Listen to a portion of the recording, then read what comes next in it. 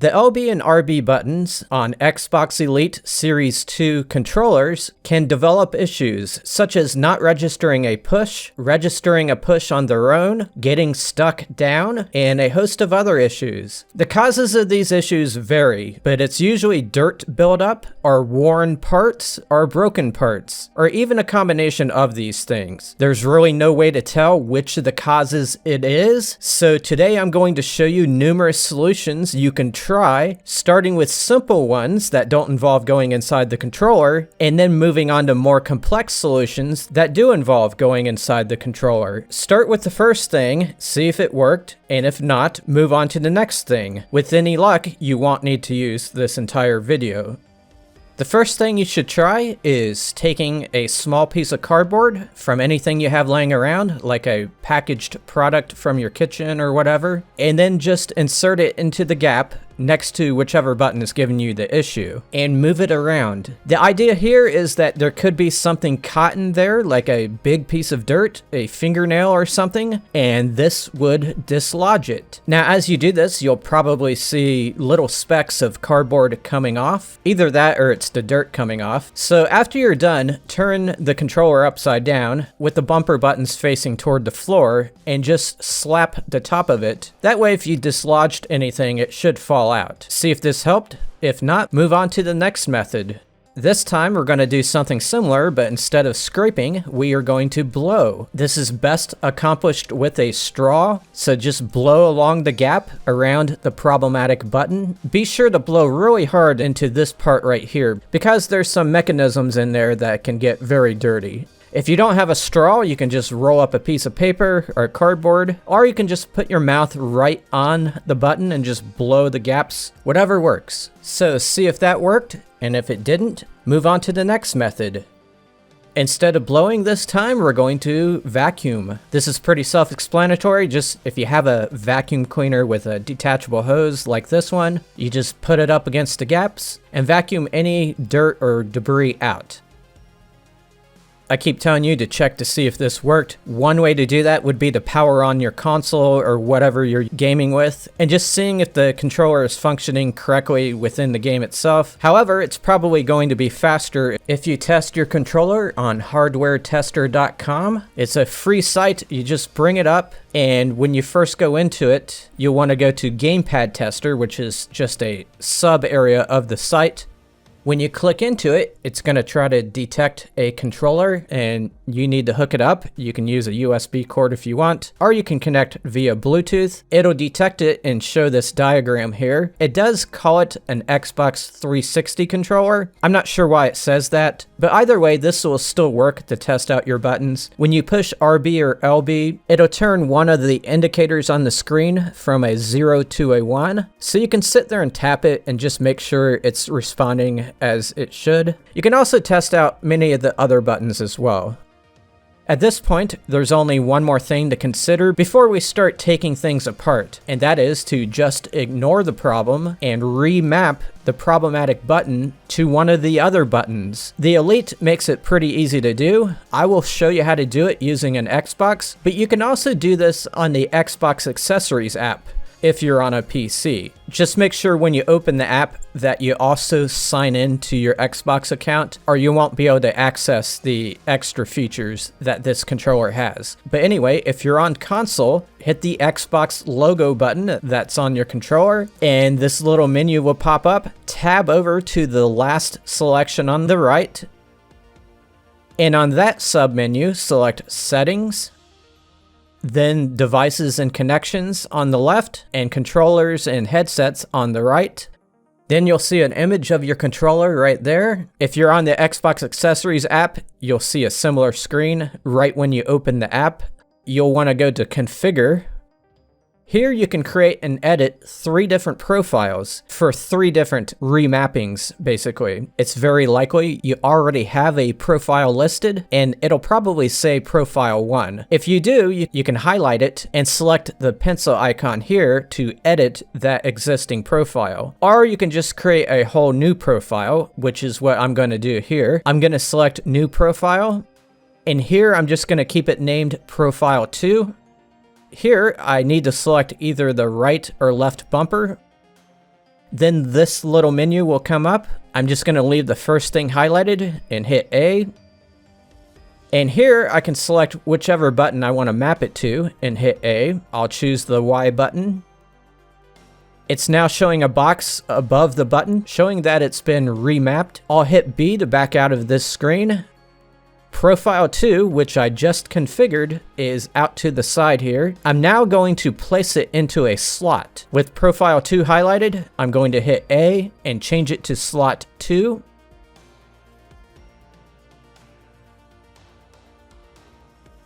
It now indicates it's in slot 2. Then I need to go to my controller and hit this center button right here, and I need to keep hitting it until 2 lights are shown right here. That indicates I'm using the second slot. So now the remapping is in place. For this method, we are going to remove this outer covering right here, and that will allow us to get closer to the RB and LB buttons, and from there we can do a much deeper cleaning. Getting that cover off is a challenge. It's not screwed on, you have to pry it off. And the thing is, it is stuck on there using tabs and a little bit of adhesive. First, remove the thumbsticks and remove the D-pad. And as a precaution, you might want to remove these triggers on the back if you have them. They might get snagged or something as we're working the controller here. Take a look at that gap between the lower half of the controller and the upper half that we're trying to peel off. And if you see any crud in there, scrape that crud out. That crud is like a glue, and it's going to make it harder to separate if we leave it there. I suggest you start prying in this area of the controller, just below the D-pad, and work your way to the left. There is a powerful tab in the upper handle area right here. If you pry it just right, that tab will become disattached. Once that happens, the rest is a lot easier. Just note there is a weak point, and that's between the B button and the edge. There's very little plastic there, and if you apply too much pressure at that point, you could cause a crack like this one. Now, it's just a cosmetic crack, but I imagine you don't want this to happen to your controller, so that's why I'm having you start things on the left and working your way to the right. If you started on the right, it's more likely to crack. Once it gets separated enough, you just need to pull it apart.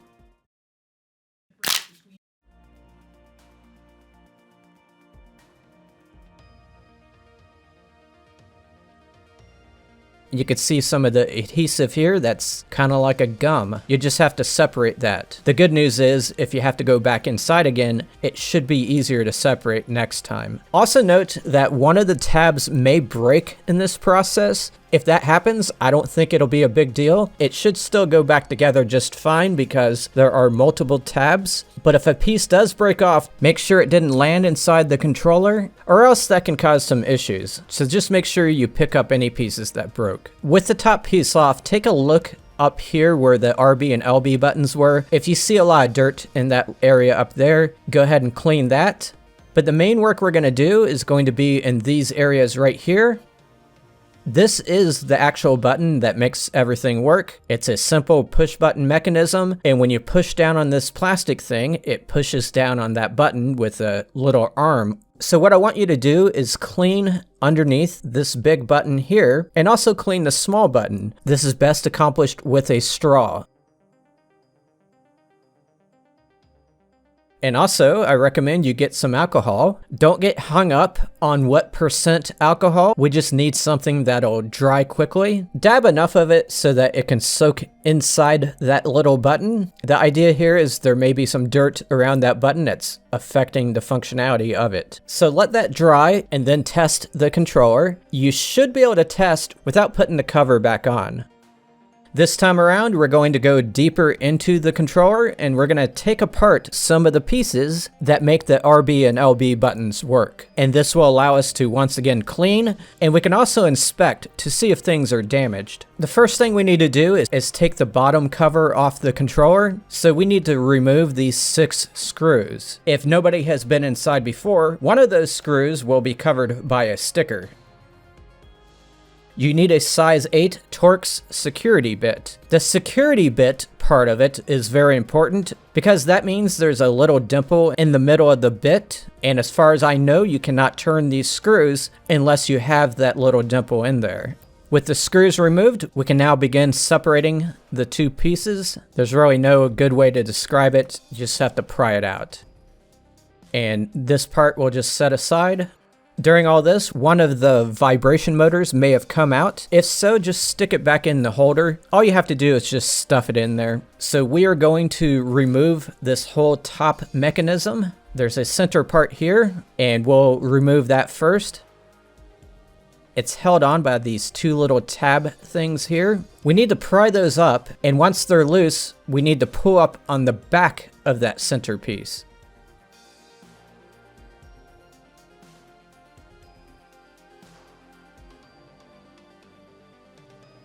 There we go. There's the information on the piece in case you need to order a replacement. Now we're going to remove the rest of that top piece. It has a tab on each side. Here's what those tabs look like when it's already out. So you gotta pry up one side and just get that side loose, and then pry up the other side. Some people may need to stick a tool into that little tab and pry it up a little bit. So take a good look at this part and see if it's broken. These little arms are what push the tiny button, and these can get worn out. They can break. So just kind of compare yours to mine here. Mine's in pretty good shape. It should also be reflexive as well. If anything is wrong with this thing, you might be able to fix it with tape, but more than likely, it'll only be fixed if you order another one. We also want to check these tiny buttons here. I already had you clean them with alcohol in the previous method, but now you can get further access to it by removing this little plastic protector that's around it. Now, I'm not 100% certain what function this serves. It may protect the button from wear, but with it out, you can look at it and see if it's damaged or whatever. And if it is, you might be able to put a piece of tape on it. Some people fold one of the sides in and then reinsert it. I'm not 100% sold on whether or not that does anything. It may make it easier to push the button, but if you want to experiment with it, feel free. You may also consider removing that piece altogether, because I put the top piece back on, and as you can see here, it still pushes the button. With that little piece out, you could also attempt to clean that little button a little bit more, maybe add the alcohol one more time. You may also want to go to this gap over top of that button and blow in a straw straight down through there. FYI, this is what the button looks like when everything is taken off the controller. So with all that done, go ahead and snap that piece back together and put the back on and test to see if it worked. If you would like detailed instructions on how to put everything back together, keep watching this video because I'm about to show you. So now I'm going to show you how to put everything back together. If you took out these little plastic pieces, go ahead and put those back in. We're going to snap this long piece back onto the buttons at the top. That's basically how you do it. You snap it back into place.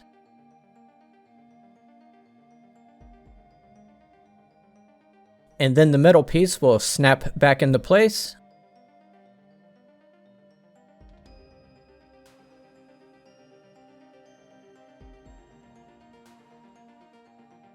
Before you go further, just push on the buttons and make sure they're working fine. You may not have snapped everything back into place if it's not. Put the bottom back onto the controller. And put these 6 screws back in. Then snap the top back onto the controller. So, I hope you got a lot out of this video. If it did work or if it didn't work, please let me know in the comments. Have a great day, everybody.